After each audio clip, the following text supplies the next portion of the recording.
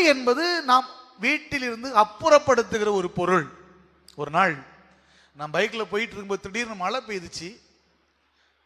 மழை பெய்த உடனே நான் வண்டியை ஒரு கடை ஓரத்தில் வேகமாக ஒதுக்கிட்டு அந்த கடை ஓரத்தில் போய் பூட்டி இருந்து, ஷட்ரு பூட்டி இருந்து, அதில் சிலர் ஒதுங்கி இருந்தாங்க. நானும் அதில் போய் ஏறி நின்னேன். ஏறி நின்னது பயங்கரமான ஒரு பேர்ட் ஸ்மெல், பயங்கர நாற்றம். என்னடா அப்படின்னு அப்படி அங்கேயுமா பார்க்கும்போது பார்த்தா குப்பையில் கிடந்த பொருட்களை பொறுக்கின ஒரு மனிதன் அந்த சாக்கோடு கூட அதில் என்ன செய்றான், உட்கார்ந்துருக்கிறான். அப்போதான் குப்பையில இருந்து எடுத்த ஒரு பொருள் எப்படி இருக்கு, மிகவும் நாற்றமா இருக்கு. நல்லா புரிஞ்சுக்கணும்.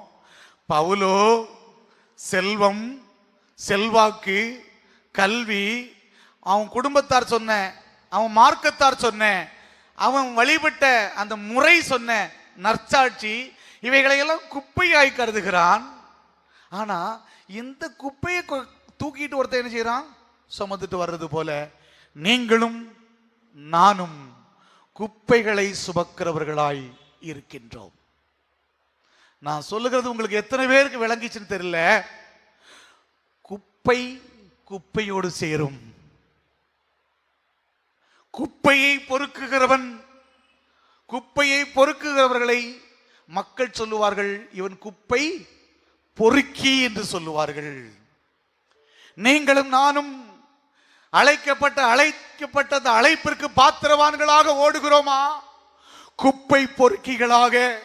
இந்த உலகத்தில் கிடைக்கிற கல்வியினால் கிடைக்கிற மேன்மை, இந்த உலகத்தில் யாரோ என்னை பாராட்ட வேண்டும் என்கிற புகழ், இந்த உலகத்தில் சம்பாதிக்க வேண்டும், தலைமுறையாய் சேர்த்து வைக்க வேண்டும் என்று சொல்லி தீவிரமான வேட்கையோடு கூட இரவு பகலாய் உழைக்கிற உழைப்பு, இதுக்கு பின்னாடி போறோமா? எதற்காக, எதன் பின்னால் நாம் போய்கொண்டிருக்கிறோம்?